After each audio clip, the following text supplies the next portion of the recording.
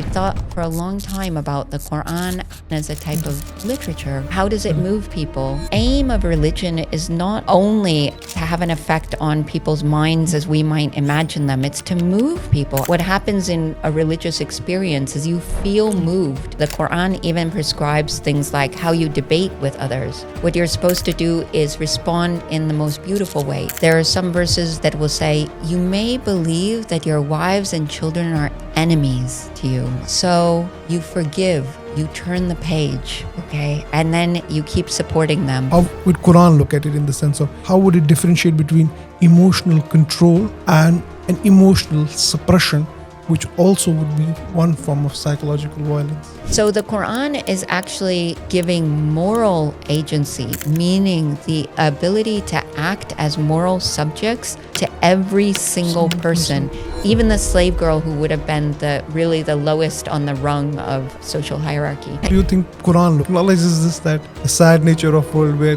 weep is to be serious, but to laugh is bit Yeah, impious? laughter is really interesting in the Quran because often people are laughing and mocking. Laughter is a sign of mocking. The climax scene is actually Yusuf not meeting Zulekha, but Yusuf meeting his father again.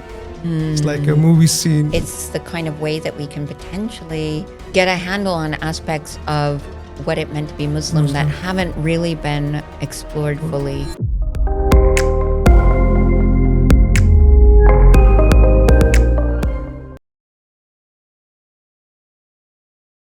In the world we live today, the question is not just about what you think, but also about what you feel. The reference of intelligence is not just the IQ, it's also our EQ.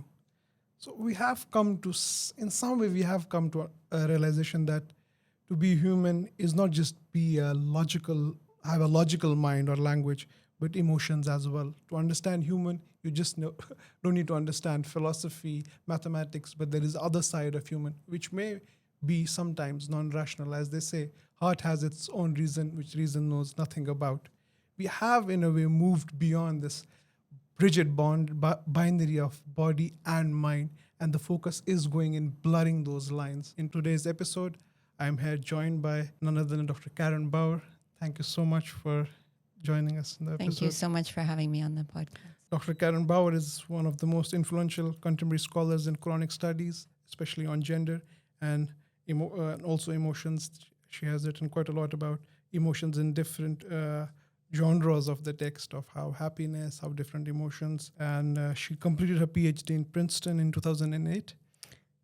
Yeah, with her dissertation titled Room for Interpretation, Quranic Exegesis and Gender. And her publications, you have published numerous articles, and her books, Gender Hierarchy in the Quran, Medieval Interpretation and Modern Responses in 2015. I have read the book as well. It's really nice. I really love the interviews that you have done in the later part with the scholars and all, and then your responses as well. So please, somebody interested in gender and Quran, I think this is must read. Then there's also an anthology of Quranic commentaries, Volume 2 on Women, with Firas Hamza in 2021. And now we have a quite recent publication on women, households, and hereafter in the Quran, a patronage of piety, published in 2023. The title looks very interesting. I have the book. So if you are interested in this topic, women, households, and the hereafter, so please do read this book. And currently she is an associate professor at Institute of Ismaili Studies in London. It's a pleasure to have you here. Thank you so much. Thank you so much. So just to begin our journey in exploring the emotion out in the Quran. So usually we have this discussion. When I was also growing up, we were hearing that Quran and science, Quran and reason, Quran and history. But you bring in quite a different topic, is emotions and Quran. So what made you go through this lens of looking at Quran, is the lens of emotions? What was the reasons that you decided to go this paradigm of relating to Quran? So I think that that's a great question. We're so used to prioritizing, especially in academia, but also in popular culture, prioritizing the rational mind. And yet religion and the religious experience is not just solely rational. And then I started to also think about why the Quran might be the way it is, as many scholars before me have noted, it's in a sense the record of preaching, right? Most of us believe that it's the words of the Prophet Muhammad when he's preaching to his followers and to the unbelievers in his area. And when you think about, say, what makes something enduring, what makes a message enduring, and what makes even great literature, what makes great literature resonate with you, even if it's 300 or 400 years old, and the Qur'an is, of course, much older than that. One aspect of it will be the paradigms that are really resonant even today. And some of those aspects and some of those paradigms might be emotional paradigms and the way it makes you feel. So if I read, say, a book even of something like Jane Austen, I might feel along with those characters. And then I started to think, well, what about the Qur'an might resonate today in those terms? And what about it might have made it persuasive, even in its original milieu? And I didn't think that other scholars were looking at that because, of course, we're prioritizing the rationality. And yet, I think that there's a way that emotions are not necessarily irrational. And this is what I really came to understand through the study of emotions history, and emotions in the text of the Qur'an. Yeah, it's quite fascinating what you said. And even today's conference also, we see that there is a lot of focus in religious studies on just language, where this rationality comes from, where emotions are looked. So when you focus on language, then it goes to analyzing language, and it separates the language from the body and depletes, like the emotion part is taken away because the text goes away from the body. It's just the language separated from all the context and even the bodies. So in that sense, do you think that in that sense, even the approach of, as you mentioned, approaching Quran just as a text or just as a language is insufficient if you are not taking into consideration the emotional appeal of what the text wants? I think that that's right. I think that it's not that approach is not warranted. We need to do all these kinds of facets of study of the Quran.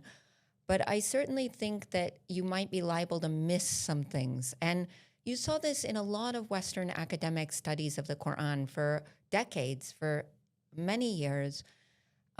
Almost any introduction to the Quran that you would pick up that was written, say, in English, you would see within the first couple of pages some kind of explanation as to this text or some kind of reference to this text being somewhat incoherent or somewhat difficult to follow.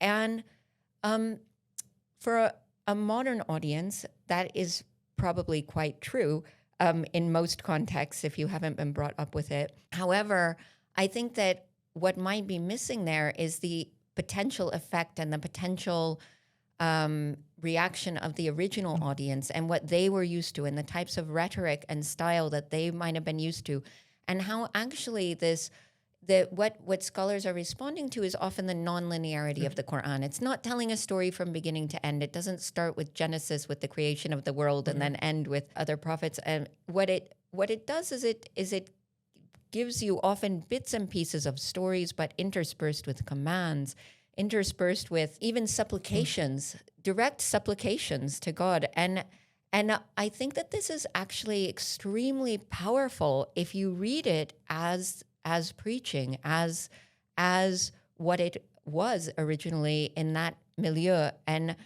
then so I began to kind of experiment. What might it feel like to hear this as if I were sitting there? What might it feel like? How might it affect me if I were sitting there? And with the switches in mood that happen quite frequently, I think that these are really well explained by emotive rhetoric. You know, the idea that actually, you know, this is meant to have an effect on the audience. And so I don't think that people in the scholarly world have necessarily looked at that because it's hard to measure, right? Yeah.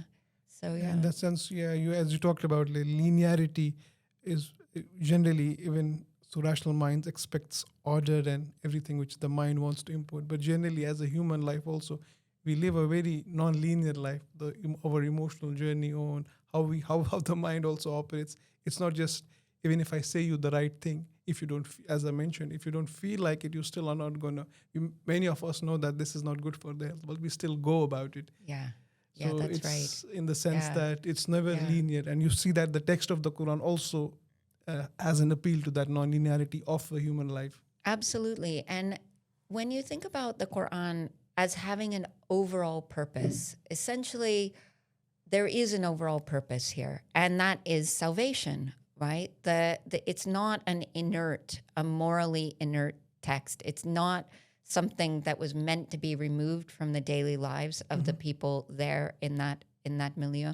What it's meant to do is convince them. It's meant to convince them that there is a God, that they should be behaving in certain ways, that they should be giving charity, that they should be enacting humility, that they shouldn't be holding themselves above this command and being arrogant.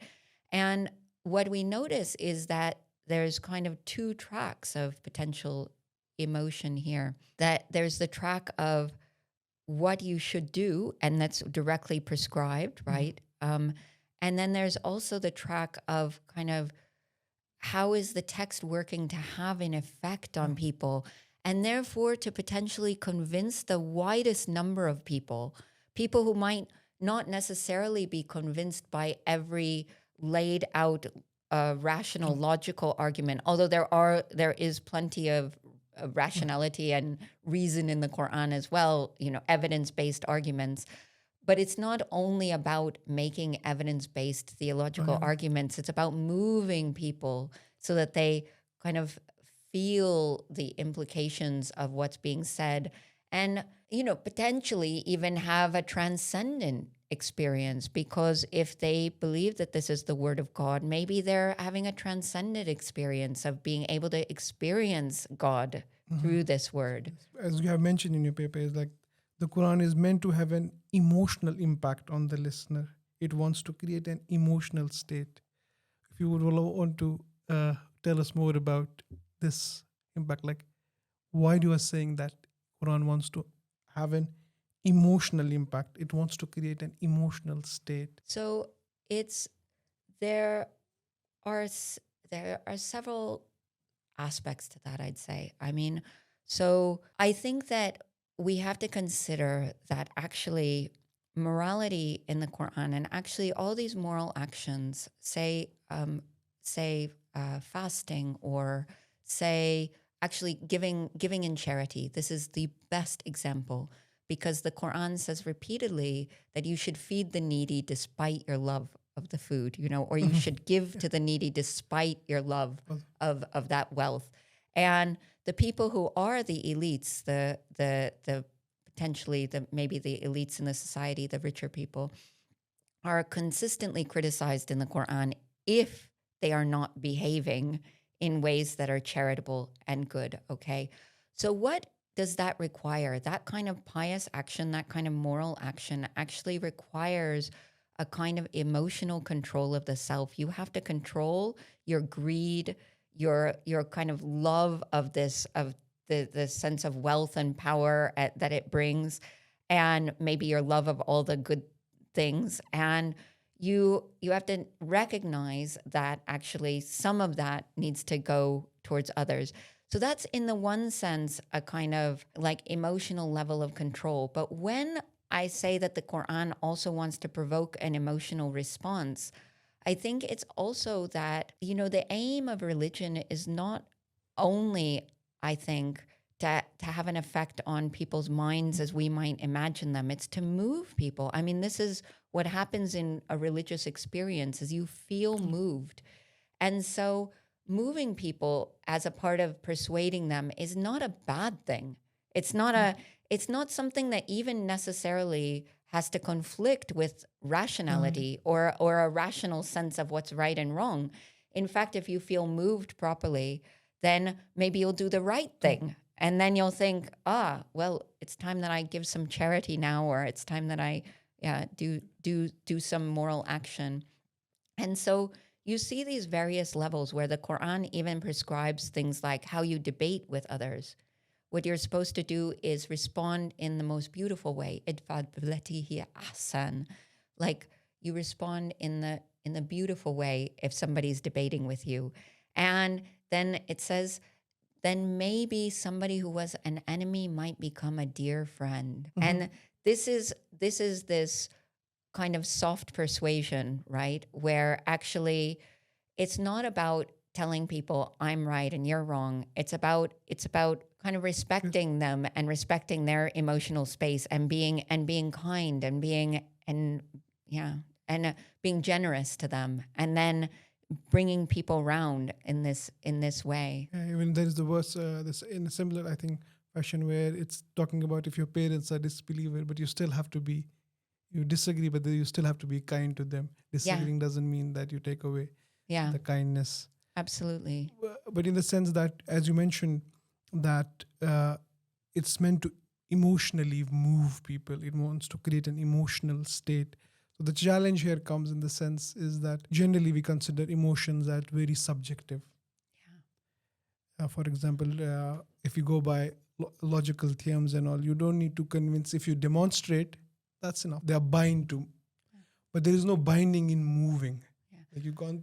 But actually, I think advertisers know this, and actually, many studies have shown that simply giving people a rational argument does not convince them. Actually, I could tell a smoker, it's bad for you to smoke. You have a much higher risk of cancer. And they won't stop. And then I show them the picture of lungs that have been cut open and damaged by the smoke. And they have a physical reaction and an aversion. And so you do actually see this in, health messaging has to be like this. You have to, it can't only be a kind of rational message. But much more than, sadly, we much more often see it in the world of advertising, where that's more of an emotional manipulation. Yeah, where it's about convincing people through creating a mood in them, right? They create them. You create the mood. You create the mood of fun to sell a product that you think is going to be fun. You create the mood of nostalgia or comfort, like John Lewis Christmas adverts are like that. You get this mood of nostalgia and comfort, apparently by shopping at specific shops So I think that when you look at human psychology, and many studies have shown this, it's actually really not only rational arguments that will convince people. A few people will be convinced that way, but the majority wouldn't. The majority need to feel the message as well, actually. And that's really crucial. Even people who think of themselves as rational might actually be more moved than they think by feeling something. And so then the challenge is, well, how do we make them feel the right things? Okay. So, the Quran is a text from late antiquity. That's a period in time that is after classical Greece and Rome, the classical antiquity, and before the Middle Ages. It's kind of this in-between time. And so you have the legacy of ancient Greece and Rome, and all the way back from that classical period, you had the notion of emotional control as being linked to virtue. So if somebody is raging, then you don't think that they're the most virtuous of people, right? You have this idea that actually the emotionally controlled person is the more civilized person, is the more trustworthy person, and is the more virtuous person, right? And so what you see in the Quran is a real continuation of that. Now, in its milieu, I think there was a whole branch of Christian thought called asceticism. Asceticism was a very, very prominent movement at that time that actually involves the renunciation of a lot of worldly things, like the household. It involves, in its more prominent manifestations, it involves like renouncing households, not having a normal existence, entering a monastery. This is where the idea of celibacy and abstinence from worldly goods and abstinence from any riches, all of that is connected to holiness through that doctrine of asceticism. But the Quran, what we see in the Quran, is a much more moderate take on all of those things. So essentially, you're not supposed to renounce your household. You're supposed to enact virtue within the household. You're not supposed to renounce all worldly goods. You're supposed to actually have some worldly goods, give in charity, of course, but not give everything away and become, somebody who needs the charity of others. You need to keep some and do good with it. Yeah. And so it's when you look at it in its context, what it's prescribing in emotional and physical terms is a very kind of moderate version, a moderation of some of the practices that were really prominent at that time. In the sense of, as you mentioned, this emotional control and the moderation. So on one side, we have emotional control, which, as you said, has a whole history of Stoicism and then late antiquity, how it comes back. And then you have this notion of suppression. So how do you balance between emotional control? Because now in the later period, we also realize that much of this control led to the formation of a human mind, in the sense of how Foucault deals with taboo and all, how this control led to, in a sense, this is a bit off the topic, but I still want to know your views of how would Quran look at it, in the sense of how would it differentiate between emotional control and an emotional suppression, which also would be one form of psychological violence? Yeah. So I think that here is where the moderation is very key, right? So, and here is also where you have to understand something about, I think, Quranic piety and the whole notion of what it means to be pious in the Quran. So piety in the Quran is an everyday piety. It's something that's enacted in people's daily lives, in their households, in their in the marketplaces. You see all of these things represented very well in the Quran. That it's like, beware to those people in the marketplace who are shortchanging others, right? That's one of the very earliest surahs. And what you see is verses like, there are some verses that will say, in the later period, that say, you may believe that your wives and children are enemies to you, right? So you forgive, you turn the page, okay? And then you keep supporting them. And so what we see here is an acknowledgement of the feelings, which is different from suppression. Acknowledging your feelings is different from suppression, but what you're going to control is your action on those feelings, right? And so that you behave in a virtuous way. And here again is where it's very different from a text that might say, look, if you and your wife disagree, or you and your spouse or your children disagree, just cut them out. And that's not happening because for many reasons, but one of them is this moderate trend, and another one of the reasons for that is because, of course, in these instances, it's addressing the householders, and in a situation where there's no state to support vulnerable people, and at that time women and children were both vulnerable, right? Then to tell the husbands to kick them out would be an immoral act, wouldn't it? He should rather forgive. If he's being driven round the bend, it's acknowledged. These situations happen in households. I don't know anyone who's in a household who's married who hasn't had an argument ever with their spouse and gotten to a state of emotional agitation. And that's what I think is a little bit different from the idea of complete suppression, which I do think is the more monastic way, where you're supposed to remove yourself entirely from those situations. And I mean, the Quran does say that God will see into the heart, meaning into the mind and feelings, because that's what the heart was in those days, is the mind and feelings. But it doesn't mean that every aspect of the heart has to be always controlled. Rather, God sees and recognizes that and then rewards you for the good behavior, right? And so I think that we can recognize that that's central to virtue and morality, even in secular systems, really. I mean, you don't want to go around, swearing at people, being angry with them, cutting people out simply because they're annoying you at that moment or something. Like we notice that actually, I mean, today's day and age is a little bit different, but yeah.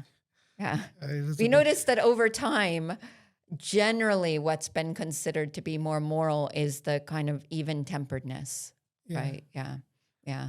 And as you mentioned, it acknowledges, but it's the expression that is to be looked on in the sense of, and moderated, the expression, not the feeling in itself. Yeah. And I think that what the implication is that eventually by enacting all this piety, then you get to control the then it just happens more automatically. But if you know the right things to do, at least, then you're on the path of getting there. And so I do think that the Quran acknowledges different levels of behavior that are possible, that some actions are more moral than others, right? That sometimes you have a command that says you can do this, but actually to do the other thing is more moral. And there's a gradation within it, and that recognizes the way people are. Sometimes you really can't do the best thing. You can only do the minimum. And then sometimes you're in a position, or some people are in a position to take better action. And that's also, it's a kind of very real psychology in a sense to acknowledge that human beings are like that. Yeah. As there's a verse in the Surah Anfal, fighting is prescribed, you may not like it. Yeah. It's so interesting. It's core at the psychological. You may not like it, but it's still prescribed. But just on the notion of when you said that Quran talks about emotional state and emotionally move. So do you think that these verses about hellfire or about is trying to actually not, we generally take it in the form of a punishment and then take commands from that. But there is also that side of to emotionally move you by that. Oh, absolutely, completely. And you see this most often represented in the earliest surahs, the ones from early Mecca. You see this, like, it's not just the imagery, it's also the rhythm of the surahs. It's very poetic, and it has a cadence, it moves along. And the imagery is really vivid and physical. My friend and colleague, co-author Firas Hamza always says it's a visceral. There's a visceral imagery, so that it's like it gets you in the guts. And I definitely think that this is absolutely, meant to move people and to convince them that this is real, that actually there will be consequences for their behavior in some realm, even if it's not in the earthly realm. And what happens there is that, you have like the regretful words of people speaking from hell, actually. You have, in several surahs, you have the instances of people who have been damned saying, if only I had thought about it, if only I had listened, right? And I don't think it's hard to get more emotive than that, than this kind of expression of profound regret. What you have there then is a kind of the promise and the threat. This later became a whole genre of literature in Arabic, is the idea of the promise and the threat, But it's definitely the sense that you'll be moved into proper moral action by kind of feeling it, by feeling that sense of, By feeling the sense. So would you say that also in the sense of the description about the heaven, when they say there will be these oral ends and is it also just to move and not to be taken literally? For example, as you mentioned about the advertisement, so you have, for males, you have those perfume advertisement that if you wear this, so every woman is going to go crazy on you. You must see that visually. The guy applies a perfume and then you see girls running after him, which actually doesn't happen, but it's just to sell the product. So do you think the God is also applying the same tactic of this is not exactly going to happen, but it's just to, because you think like that, let me move you through? So I don't know that I could attribute the motivation exactly. But I would say that in a milieu where in pre-Islamic poetry, the that's these beautiful women with beautiful physical attributes, they were considered somebody to go after. So the poet, there are poems where the poet is boasting about trying to conquer these women sexually. So what is the Quran saying there? It's saying to people who might be that kind of person. Yeah. It's saying, don't do this now, okay? Just control yourself now, and you don't have to go on that path. You might get this later if you're a good person. And I mean, I do think that there is a strong notion of physical resurrection in the Quran. I mean, I could never say whether such things are meant solely to be taken literally or metaphorically. I don't think I'll go there. I'll leave that to you. Yeah. Okay. But I will say that those Houris, they're mentioned in the earliest period, and in only slightly later verses, it is what's promised to women is that both men and women will get to paradise for their good deeds, and everybody would be granted what they desire. So I've been asked in the past about, well, isn't this such a male-dominated vision of what paradise is? I do think, in a sense, we have to recognize that it was speaking to certain people who had a type of social power in that time, in that day and age. The heads of tribes, the heads of households, the male heads of tribe and household would have had a lot of social power, and these are the people to convince first, because they're going to try to convince the people under them, right? And also because they're the ones with the power to do the most good or the most actual harm to others, and actually take advantage of other people, right? At the same time, I think that when you read it carefully, it's not saying that anyone is excluded from a reward that they would want to have. Given that it is, there is a sense of physical resurrection when the bones will be raised. Yeah. So in that sense, as you said, so the primary audience was these elites, and most of them were male. So there was a duty to emotionally invoke that mood into them. So that's why the text is going in that way. Oh, absolutely. You can see it everywhere in the early Meccan surahs. I mean, there's this as my colleague Firas Hamza cites this verse, and we cited it in our book. Where there's the cry of the person. It's not your household.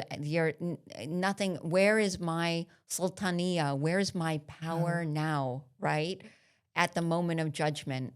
And so I think that there's a very clear sense in which the initial people who need to be convinced are potentially these people with a lot of social power, but then it's very quick, also within Mecca, that actually women are well included. And of course, there were also powerful women in the society. I mean, look at the Prophet's first wife, Khadija. She was actually a much more powerful person than him in the society. So it's not that the women were not among the elites, but they might not have had the same level of social agency in that society. And then very quickly, and then you have even slave girls by the end are actually addressed as having agency. So one of the really clear Quranic moral messages is that every single person, no matter what their social power, has what you would call moral agency. Right? And we're used to thinking of agency, I guess, the ability to act, as being solely a form of social power, right? Do I have the ability to say, does my passport give me the ability to take a flight to some other country?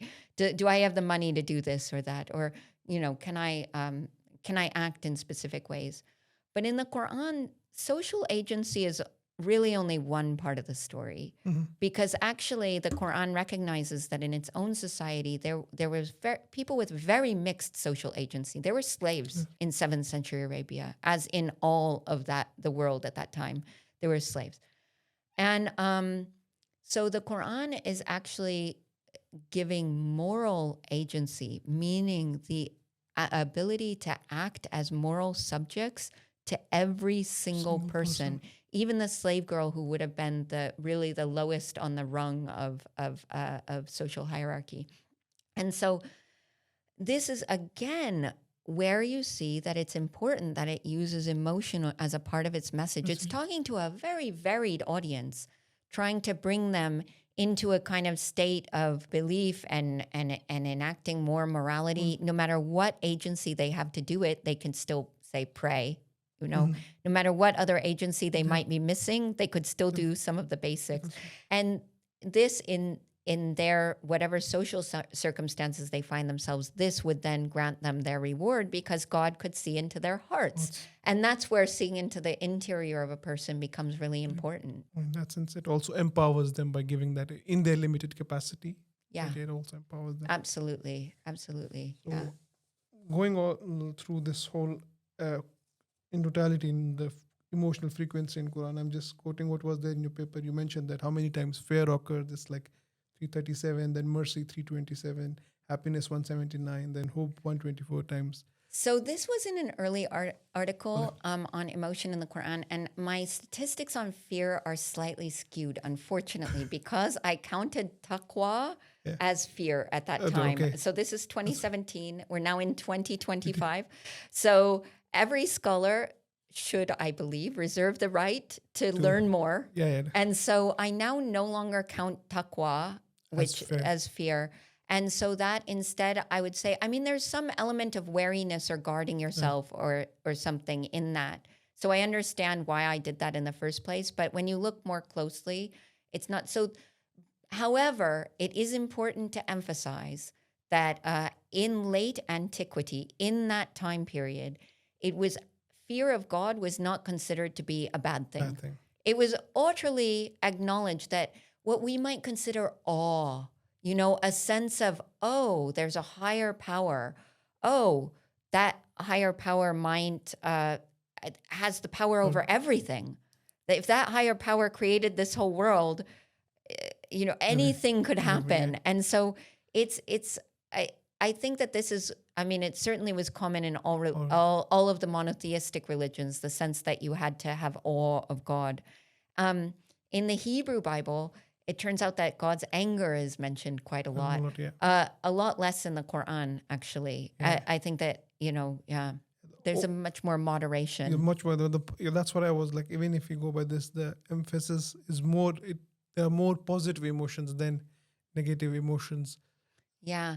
And I think that emotions that we would consider negative, like fear, might not have an entirely negative valuation. It's considered a positive thing to be able to understand that you can be humble before your creator in that text. It's not considered to be a negative, and that's not considered to be negative. Whereas these days, humility has a really bad rep, and I think that that's a bit of a shame because it's a really, really nice quality to have, actually. But there is definitely a really balanced, I would say a balanced approach in which you'd say like mercy, and I'm not sure if people would count that as an emotion, but it certainly evokes an emotive state, when you think about the God's mercy. And where mercy counterbalances fear, and where like the instances, I guess, of love are more than the instances of anger, and where the emphasis is very much on the ability to train the self into those kinds of, I guess, moderated ways of being, in which I should say, though, that not every emotion needs to be moderated in the Quran. There are some instances where people start weeping, or where they even fall down when they hear the words of the Quran. And this, again, I think pious weeping, of course, was very prominent at that time, maybe less so now, but maybe in certain traditions, it's actually quite prominent. I guess I'm talking, in the Shi'i tradition, of course, it's still very prominent. But pious weeping was a major thing at that time. But also that sense that actually, if you understand or you feel God, you might be overcome. And that's not a bad thing. It's not a bad thing to be overwhelmed, actually, in that way. And that's where you see this idea that actually not all emotions are just considered an aspect of behavior in the Quran. There's not a word for emotion. It's not something that's intrinsically opposed to rationality. It's an aspect of behavior. So you can train yourself. And then sometimes there's this moment of transcendence where maybe you've accessed something that's much greater than yourself, and you feel that. And that's, again, where I think that there's a very practical kind of approach to how people come to belief, actually. Yeah. As you mentioned this about the weeping verse, where it says that, they fall on their face. As you said that, like, it's an extreme situation where you weep and then fall on your face. Yeah. And also weeping, as in this mention, is like 7 times, and laughter is mentioned 6 times. But laughter is not mentioned that much. So this was just my own question, in the sense that usually when we see the very idea of piety, moderation, we can think about a pious person weeping vehemently or weeping and falling at his face, but not laughing out loud. This won't be considered pious. So what do you think Quran acknowledges this, that the sad nature of world where to weep is to be serious, but to laugh is a bit impious? Laughter is really interesting in the Quran because often people are laughing and mocking. Mocking is like laughter is a sign of mocking. But actually, joy is, it's not that you're not supposed to feel happy. So I think that there were, of course, early renunciants in Islam, and scholars have written about that renunciant tradition in early Islam, which is heavily also affected by the Christian ascetic tradition, where there were people who would weep excessively, right? But actually, we don't have, for instance, we don't have reports of the Prophet Muhammad doing specifically that, as far as I'm aware. And but much more than that, in the Quran itself, there's a sense of again, a moderated approach to happiness and sadness, right? It's not that actually the people who only call on God when something's going wrong they're criticized, but so are the people who only call on God when something's going right. Actually, you should know that you should have gratitude in all of those examples, and rejoicing and feeling joy.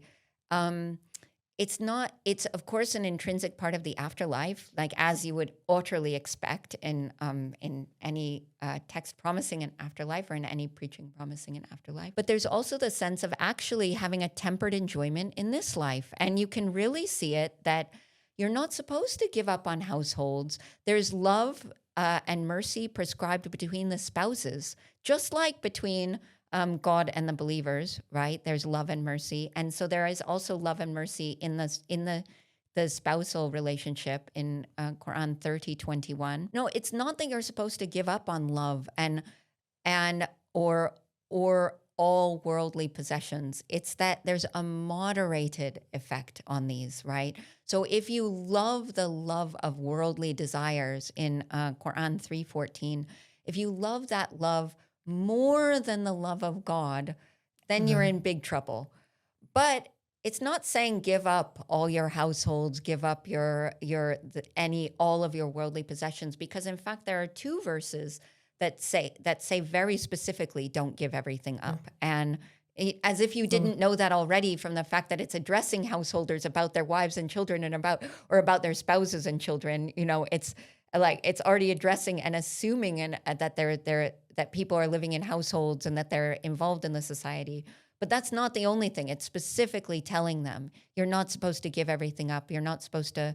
Yeah, I think that the idea of, there is a place for pious weeping in the Quran. Absolutely, yes. And then it says, there's one verse that says, in the afterlife you'll be rejoicing, and those people who are laughing will be crying. But I think that it's also it's seen in its context. Is there a space for pious laughter, though? I think that I can't think of the verse on that right now, but I would say that who's it that smiles? There's somebody who smiles. Yeah. The Tasama? Smiling is there, but not laughter. Yeah. But that's because I think laughter is coded with Mocking. mockery. Okay. Yeah. And so again, we have to keep in mind that it's a different cultural context where we hear these things and we think, oh no, it's against joy. But actually the audience would have heard that and would have potentially seen something else in that, right? So God, for instance, is pleased sometimes, right? A lot, actually. God can be pleased, and God, and that's a sort of sense of those positively valenced emotions, like on the happiness scale. And I think that that's something to really keep in mind, is that it's not that God is crying. That never happens, right? So yeah. It's always the human being crying Yeah. in this world. But let me go to this another aspect of this emotions that generally is that emotions are also, now it has still changed, but emotions had a femininity associated with it. So yeah, there's expression of emotion as like when you're growing up. I think things still have changed, but there was still like the expression of emotion was always with femininity. And then you also mentioned that even these emotions, the way they're ascribed to male prophets is feminine. When you mentioned that Musa faints in the Quran in verse 7, 143, وَخَرَّ Musa. So he said the response is often coded to be a feminine response. Right. So that's where, again, I think having a bit more historical empathy and then keeping an open mind is really, really important, right? So we're talking about a society in which, as I mentioned, there's mostly male-headed households, but this is really ultimately not a text that's prescribing that men are unemotional. Rather, in fact, we notice that the male prophets in the Quran are think of Zachariah. He's beseeching God like basically in a whisper, and fisautin khafiya, right? That's what it says, I think. And you notice a side. You think of Joseph's father Jacob, who actually his eyes turn white with grief. So you don't see the male prophets as unemotional or unempathetic. No, the women in the Quran, like Moses' mother, Mary, they're emotional beings, and the men in the Quran are emotional beings. The prophet is told again and again not to despair, right? Or not to let it bother him that not everybody believes, for instance. That clearly means it was bothering him a little, right? It would get to you, right? If you're trying to give some people a message and it doesn't fly with some of them, and to not despair about or to not worry about them making fun of him, for instance. And you just think, well, actually, I think that what we see is that in people who are portrayed as being more highly attuned to God in the Quran, there is an emotional sensitivity there, whether they are male or female. They are emotionally sensitive and willing to be vulnerable. And I think that really, it kind of calls into question the things that we in our society code as being exclusively masculine or feminine, or the way that you should be a man or a woman, or that women are submissive and men are dominant. That's not what we see. What we see is submission as a really higher category in the Quran, applied to all believers, male and female. And it's a very kind of, humility is applied to all of them. Yeah. And arrogance is something that actually the men who are arrogant, or the male figures like Iblis. Pharaoh, who are arrogant, that's a real, that's an utter moral failing, and they are punished for that in the afterlife. Yeah. As you mentioned about Joseph and his father, and you mentioned this, how these emotional plots go about in the Quran. I'm even the usual stories about Yusuf and Zulaikha. But if you go by the Quran, even if that would be my reading, it looks more romantic by Joseph and his father. Like the story, the plot is completely. If you have watched the series, the Iran series was on Yusuf, and the climax scene is actually Yusuf not meeting Zuleika, but Yusuf meeting his father again. It's like a movie scene in the sense that it's the emotions between a father and a son, and how the whole story, the emotional plot tells a completely different story, and how it moves you differently. Yeah. And in the Quran, Joseph's mother is actually mentioned there, but you don't see her specifically because it's in the dual form there, where both the father and the mother they prostrate, and it's both of them because it's the dual form, and so actually that love of the parents are almost always mentioned in the dual form. And then there's also a specific, reference for the mothers who carried you wahnan, in kind of pain. And that's right. Like that kind of tenderness between parents and children is not exclusively a mother-child thing. It is there recognized as a mother-child thing, and it's recognized as a father-child thing as well. And I think it's really, really important to see that actually, what we're expecting is not necessarily what the Quran is actually showing us about what it means to be a kind of moral, emotionally sensitive person. Yeah. And so you spoke a little bit about the plots, and I did want to mention that. So I think I've been working for a long time because I thought for a long time about the Quran as potentially as reading the Quran as a type of literature, right? Or as a type of, how does it move people like literature might move people? And one of the ideas that I had that I've expressed in really different ways that's developed over time is the notion of plot.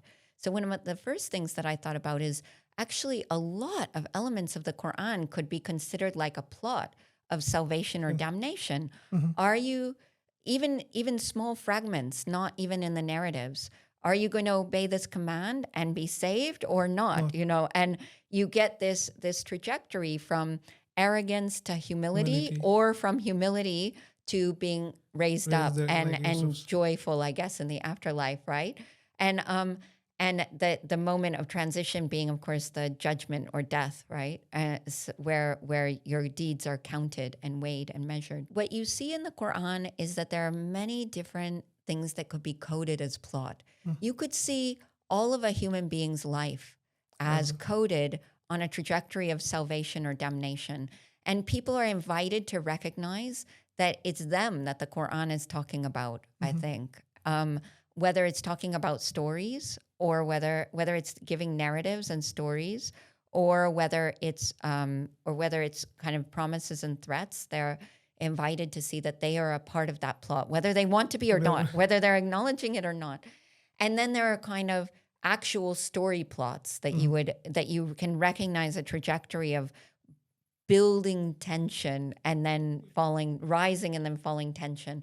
And that's why I like the idea of plot rather than, say, scholars of emotion have talked about emotional sequencing, and that's absolutely true. There are certain emotions that often follow others, even in the Quran, right? But the notion of plot goes beyond, because it captures the tension that the Quran actually wants to create in its audience, is in order to make them feel and hence believe and do the right things, right? Yeah, it actually, if you follow it, it actually moves you, the tension. It's exactly like a piece of literature. Yeah. It goes with but that creating that state is in the sense of the main motive of those plots. Would you say that? Yeah, I would say that they show you. So the stories, Professor Hamza and I, Firas Hamza and I, we really outlined in the stories of certain characters 3 plot trajectories, okay? You could be on the trajectory of wrongdoing and repentance. And this is a very primordial plot. That is Adam and Eve, right? They were told not to eat of the tree. They disobeyed. They were tempted by Satan, and they then repent, right? And this happens again and again. This happens in the Joseph and Zuleika story, which I have more to say on that story, but I'll go through the different plot lines. And then you have, for Zuleika, it happens in the Queen of Sheba story. Oh, yeah. She is worshiping the sun. But Abraham also is worshiping the wrong thing. He initially is drawn to the sun and astronomical signs. And then he realizes he wants to worship the creator of all of those things. So in these stories, what we see is, in some cases, error and repentance. What we see is that people can mend their ways. Even if they're doing something quite wrong, they can come to truth. Okay. So this is one trajectory. Another trajectory is endurance through hardship. So there you see Joseph being imprisoned, going through so much hardship. There you see Mary having the baby, having to be all alone, except she's not alone. God comes, she's actually being looked after by God. So there you see Moses' mother. You see and you see Muhammad, I think, the prophet, actually having to enact endurance all the time with his audience. And then I guess believers are invited to enact that, and they're invited to repent constantly if they've gone astray, because that's what people do. It's pretty primordial. That's what people do. Then there's the trajectory of damnation. And this is what's interesting about the trajectory of damnation is that there are only a few characters. There are many communities that were destroyed, right? There's what's been called the punishment stories, where you get a community that's disobeyed and they've disbelieved their prophet, and then they're destroyed, and the ruins are there for you to see, which tells you something about the landscape, the even physical landscape that they were in Mecca and Medina. And then but you have, of course, the iconic character of Pharaoh, who is just given warning after warning after warning and doesn't heed. And then you also see that some characters can go through more than one of these. Like Moses, he kills a man, he repents, he follows Khidr or whoever that is that's trying to, and then he actually has to enact, after making mistakes, he actually enacts the plot of endurance, where God tells him, you're going to have to go back to Pharaoh, and he just doesn't think he can do it, right? And there's this sense, and you have this dua in there, Ishrah li sadri, waysir li amri. And this is something that then Muslims over time would repeat those words, feeling like Moses would feel. So it's just in those moments when they feel that they need that.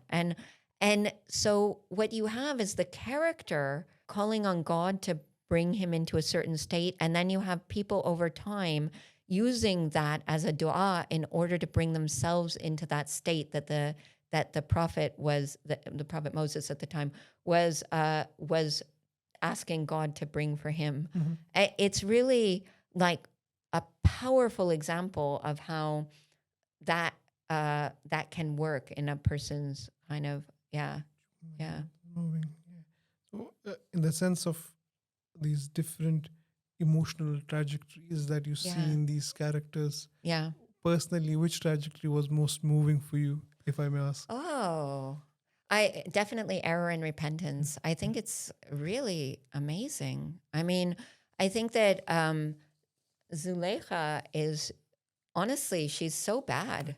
She's really terrible. And she does terrible things. She puts Moses in prison. She knows what she's doing, but she kind of doesn't get what she's doing. She's in a state of moral ignorance. And then she's doing bad things. She knows that she's using her worldly power, because of course she's got a lot more worldly power than Joseph does. So she's using her worldly power in exactly the wrong way, but exactly as people do, right? To oppress someone else. And then she gets it at a certain point, what she's done, and repents. And then this is exactly echoed by Joseph's brothers. So that surah has these two characters who endure, Joseph and his father, and two kind of either characters or group of characters who really enact, even in almost the exact same language, repentance. And what I find so interesting about these paradigms as well is that, as you can tell, they're non-gendered. Yeah. It's both male and female. So this is again giving the message that no matter what your station in life, or no matter what things look like for you in your physical form or your gender or anything like that, that really the important thing about you is your moral actions, right? Yeah. In the Quranic sense, at least. Yeah. The same terms of this emotional plots and trajectories in your own research, have you find that if there is a difference between the Meccan and the Medinan surahs in the terms that what? I think you're anticipating the research I'm about to do, but yeah, I have noticed a little bit of this. Yes, absolutely. I mean, other scholars have noted that in Meccan surahs, what you have is kind of general, many more general injunctions. For instance, don't be arrogant, right? You have in Surat Al-A'raf, there's a whole paradigmatic approach to the human being, to Adam and Iblis being arrogant and then tempting Adam and Eve. God gives him leave to tempt them, which is also really important. Commentary on the life of this world. There's plenty out there to tempt us in the life of the world. That's the world being created as a moral test. A whole part of that is temptation. And then you have these different punishment stories. Then you have the story of Moses, where his people have to repent. And then you have this a lest verse where you've got the soul being asked to recognize that God, alastu bi rabbika, and so this at this point you notice that the whole surah is kind of primordial, and it's a later Meccan surah. Whereas you have equally in a surah like a Tawbah, you have an emotional trajectory, but it's not couched in, it's utterly not, there are no stories. It's really, there is an emotional trajectory, and actually, God is pleased in that surah more than in any other surah with people who do the right thing. But so there are emotions there, and there is an emotional trajectory, but it's a very different mood, I would say, than this kind of primordial. In the Yeah, Meccan way. yeah. That's a theory. That's my theory. Okay. Yeah.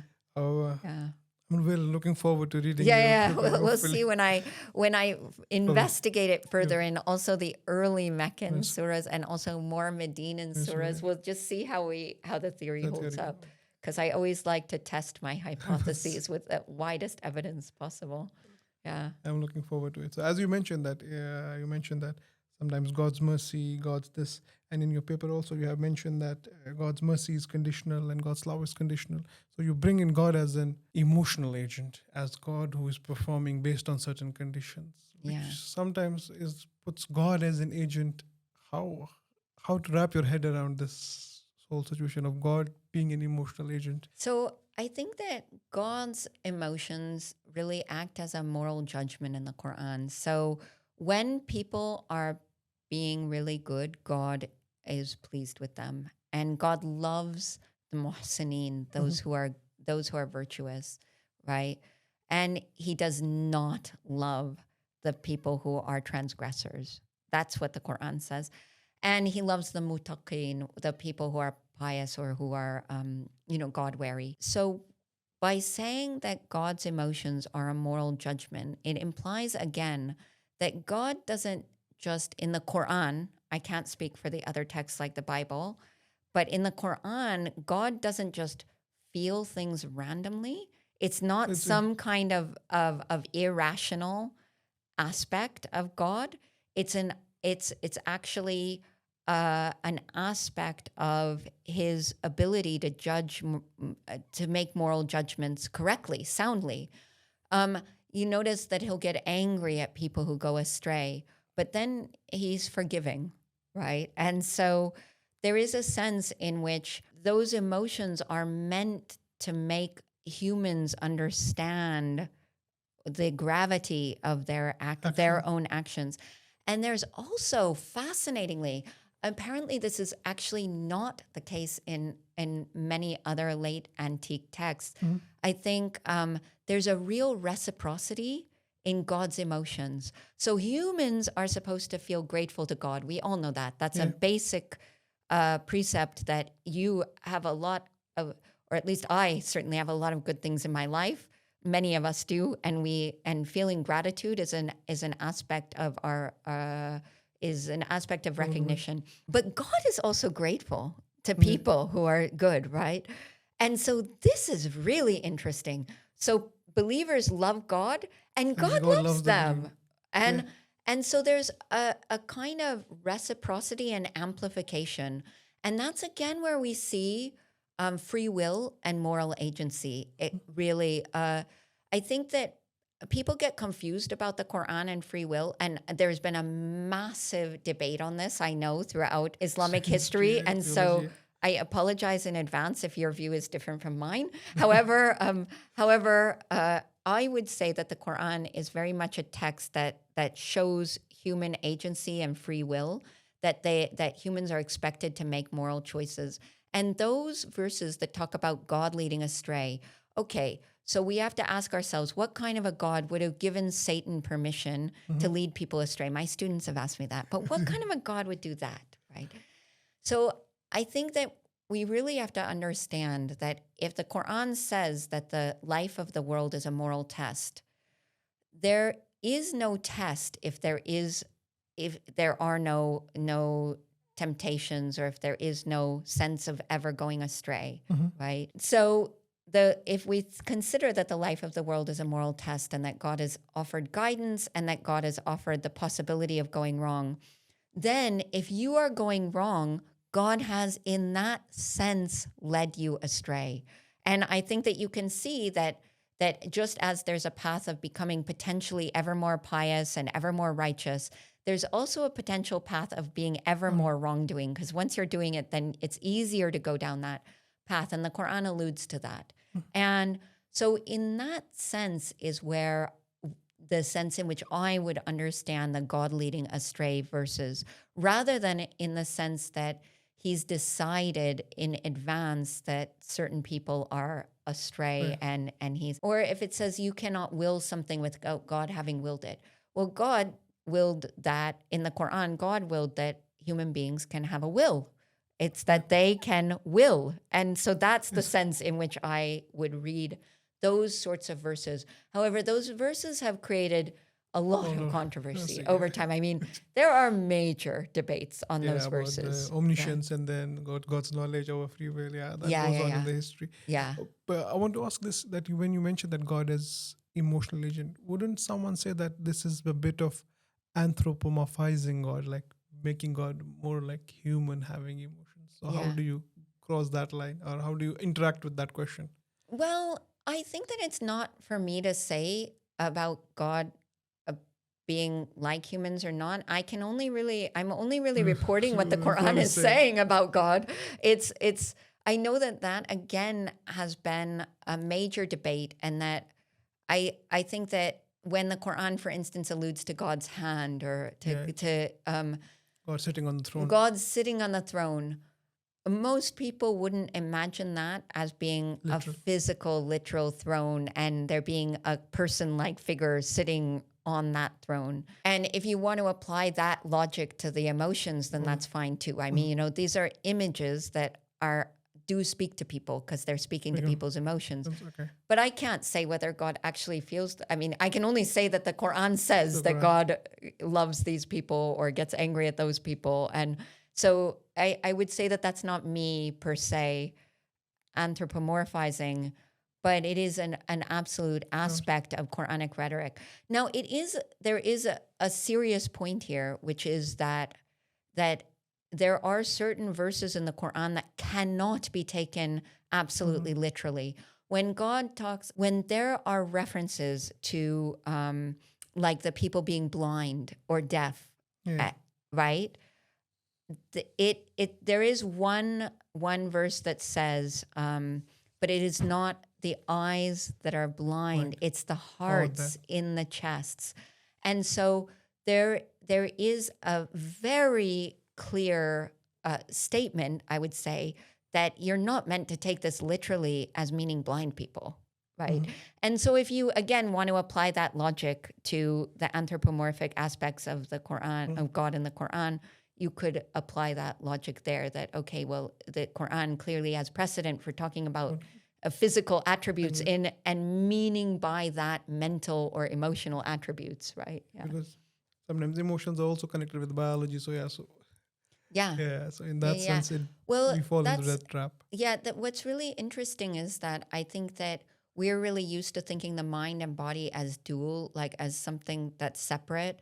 But in the Quran, it's the heart, that everything is moderated through the heart.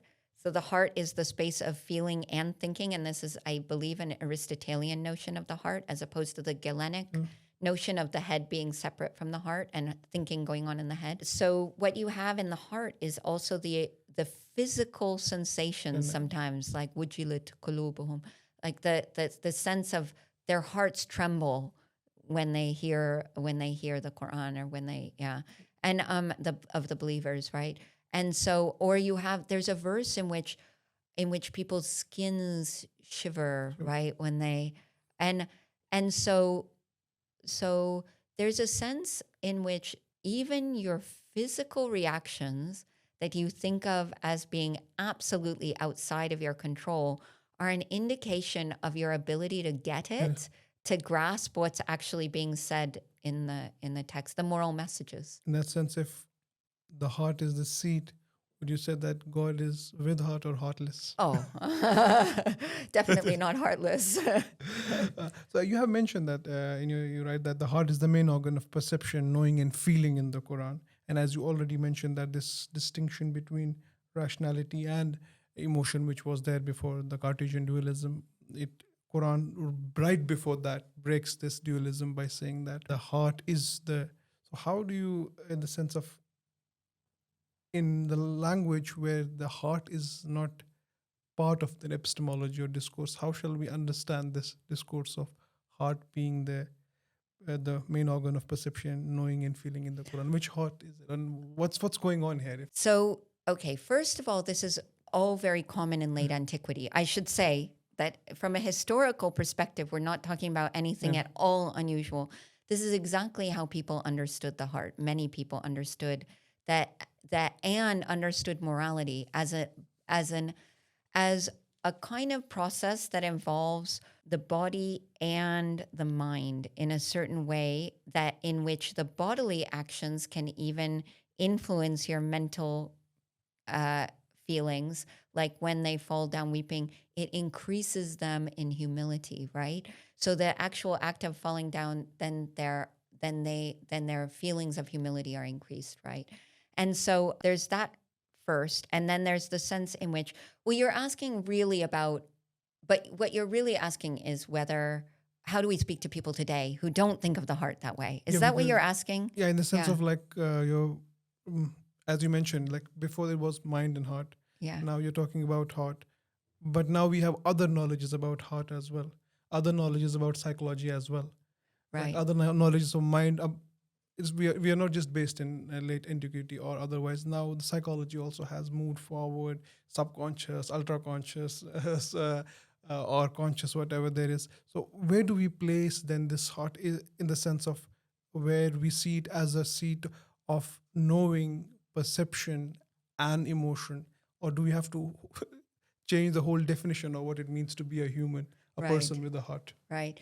I think that you can, still in some senses, you can apply these paradigms. If you just think about it, that I don't know that I could fully answer your question, but I guess what I could say is that in the Quranic system of morality, your morality is not really complete unless you have both an internal and an external orientation. Okay.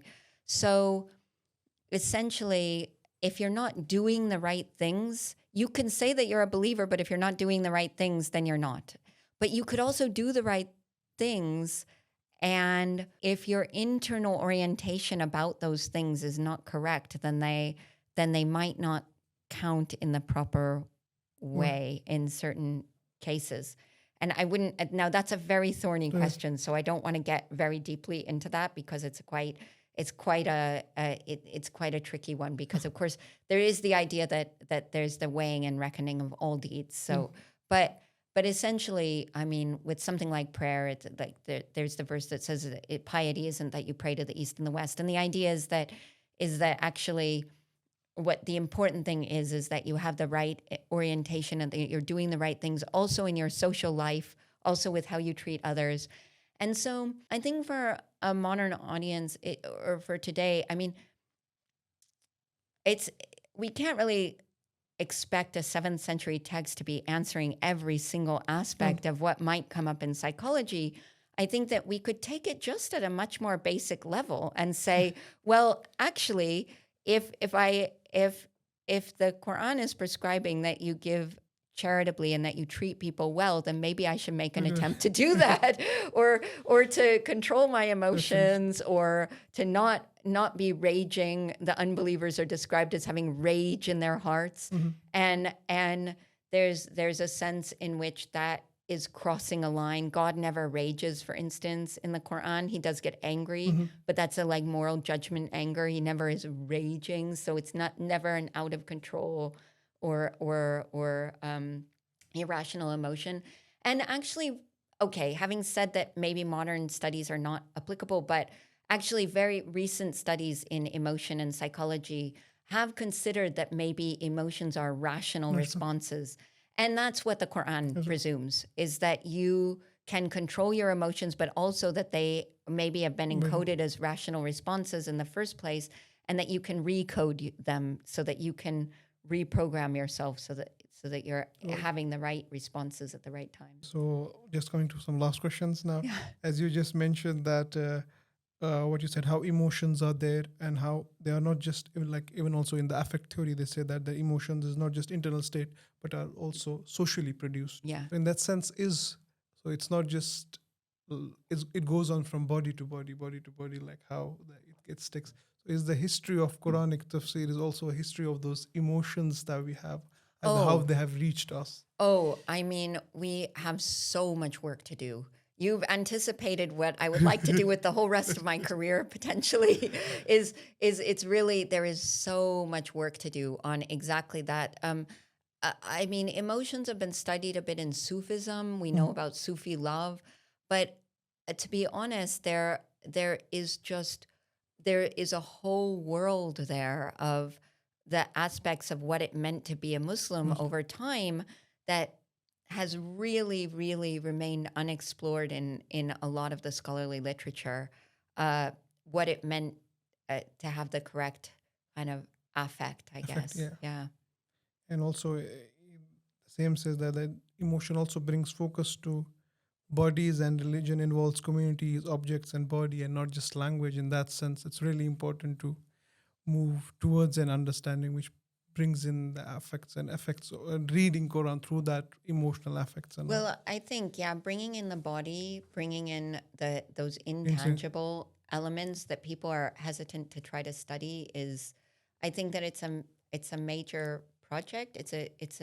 But it's the kind of way that we can potentially get a handle on aspects of what it meant to be Muslim that haven't really been explored fully. In terms of this. So, when we talk about emotions and bodies, so usually we differentiate between religion for humans and religion for non-humans. And it's in the sense that, it's just off the cliff question, but it just came into my mind, is that we say because human beings have religion, because they can express their devotion in language.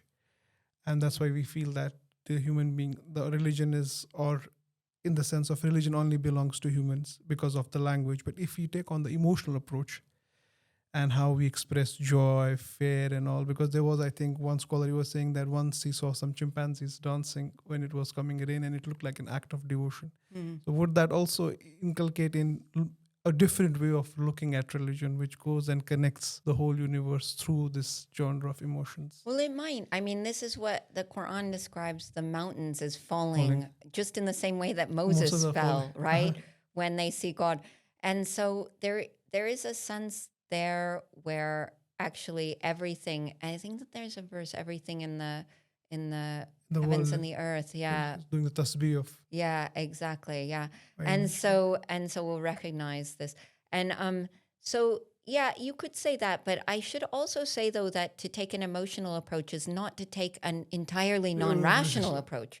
Of course, what I'm saying actually is that emotions are counted as an aspect of behavior and of mind too, in some sense, that feeling and mind can be trained somehow into correct moral actions. Yeah. However, yeah, there is this other element of connection, transcendence And those that I things. think is even less tangible than what I'm talking about.